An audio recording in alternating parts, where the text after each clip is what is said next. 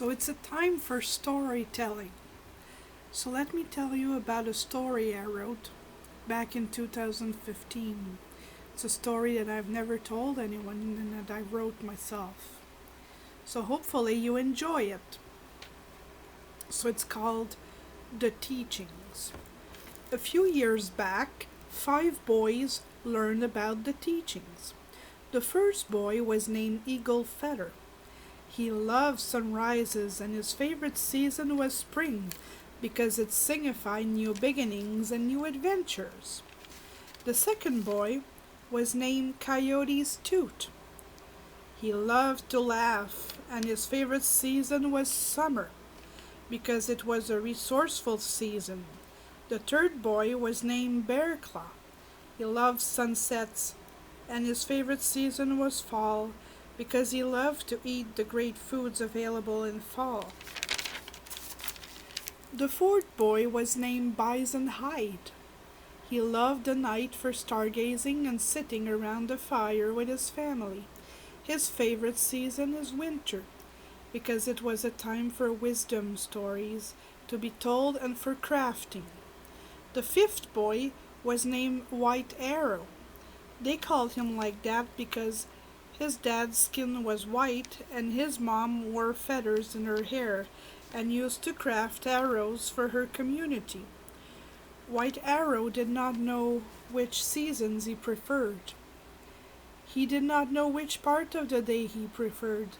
White Arrow's mother had stopped making arrows before he was born. White Arrow's dad died when he was a baby. He only had a vague souvenir of his dad.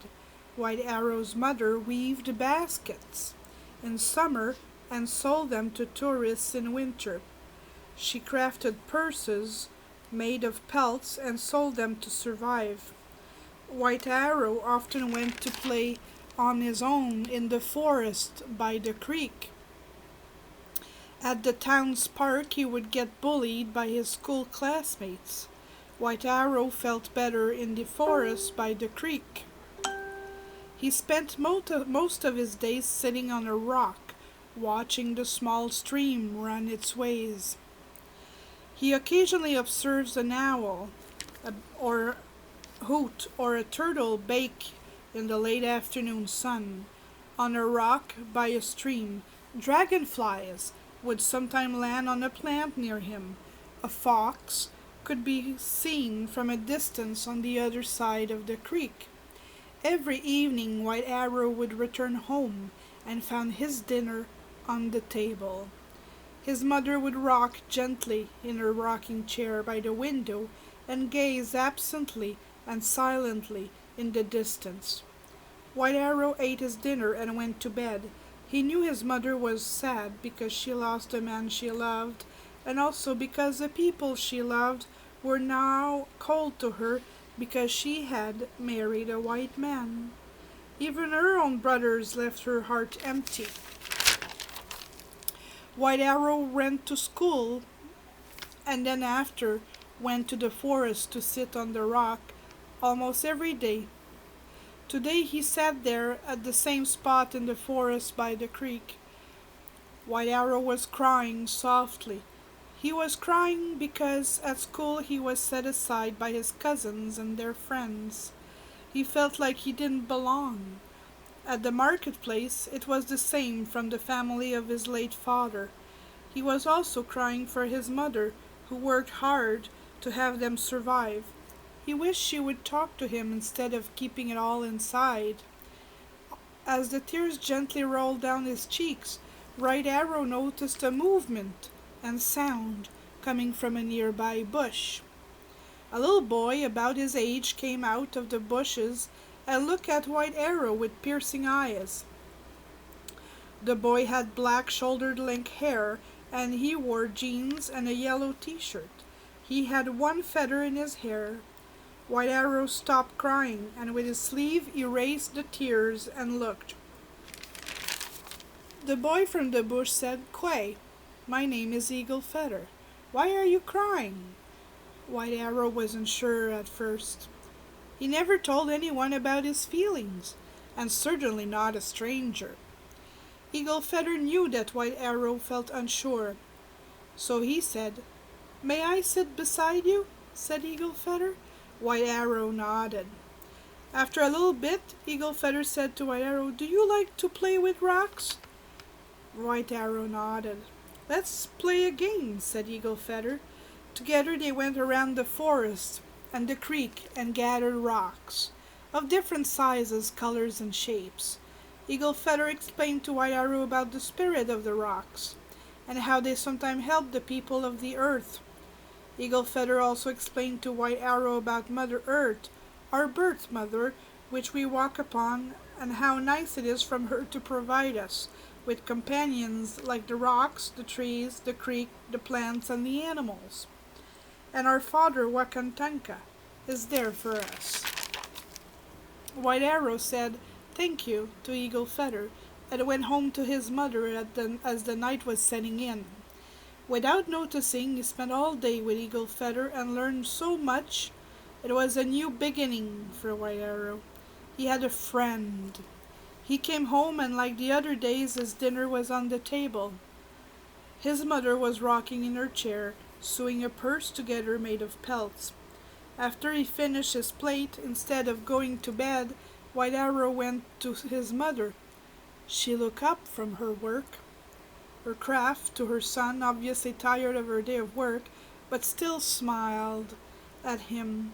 White Arrow placed on her knees 3 objects: a rock, yellowish in color, a plant known as tobacco, and an eagle feather.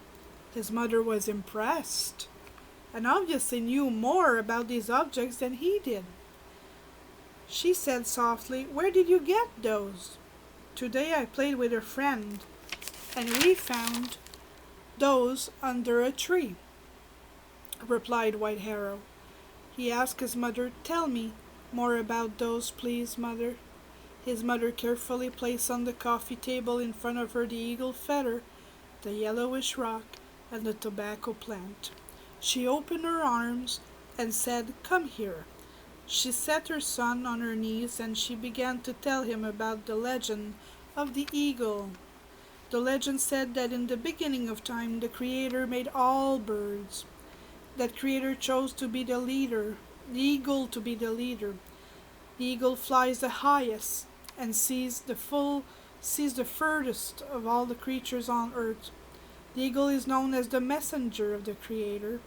When one hold or wear an eagle feather, it connects us immediately to our Creator. The eagle feather honors Creator or Great Spirit in the highest form. White Arrow was listening to his mother with awe and joy.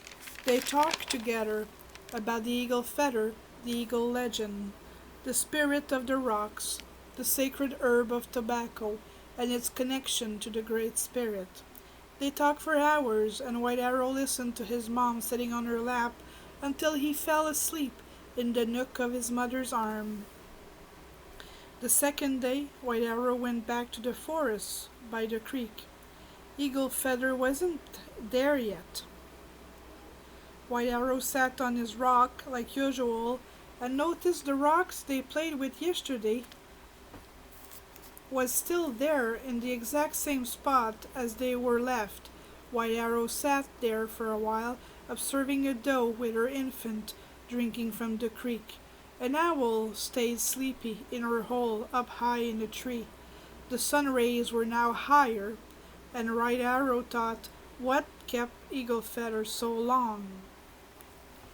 And tomorrow I'll read you the rest of the story. So it's a little story. I will see if you like it, and then might say the end of it. It's actually a pretty long story, but it's pretty cool. Hope you enjoyed it. Miigwech.